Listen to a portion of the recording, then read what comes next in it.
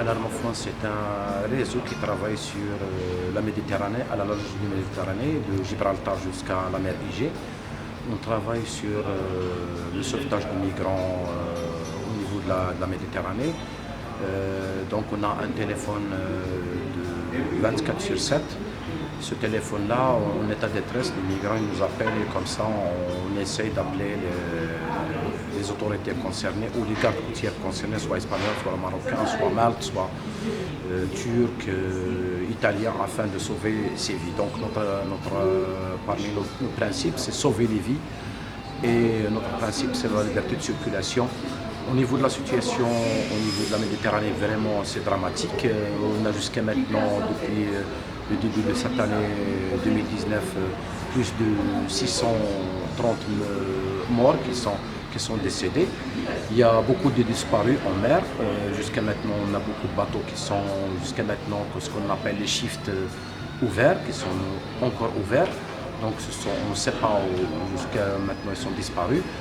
Donc on diffuse des rapports sur la situation de la Méditerranée, ça c'est le côté technique, mais sur le côté politique, donc on fait des rapports sur la situation au niveau de la Méditerranée, au niveau de la migration, au niveau de l'Europe, au niveau du Sud, et on milite au niveau contre la politique migratoire européenne qui est responsable de cette situation tragique au niveau de la Méditerranée, ainsi que la politique des pays du Sud, parmi eux le Grand Maghreb, surtout le Maroc, la Tunisie et l'Algérie, qui ont déclenché depuis un an, surtout le Maroc, il a déclenché une guerre contre les migrants, les refoulements vers le sud, les déplacements forcés, ce qu'on appelle le retour volontaire avec l'OIM.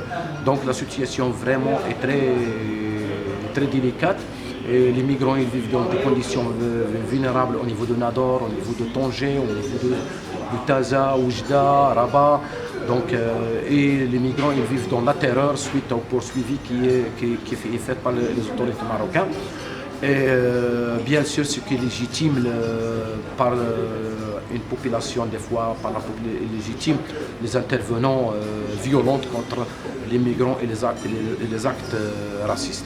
Donc nous interpellons la société civile au niveau du Maroc, qu'il bouge à cette situation qui est très dramatique. Et nous étions bien sûr dans cet atelier-là de remède afin de tirer la sonnette d'alarme que la situation des migrants au Maroc, vraiment une situation qui nécessite une intervention de la société civile, et nous demandons à l'État marocain de le respect de ses engagements internationaux et surtout le respect des droits de l'homme et des droits des migrants.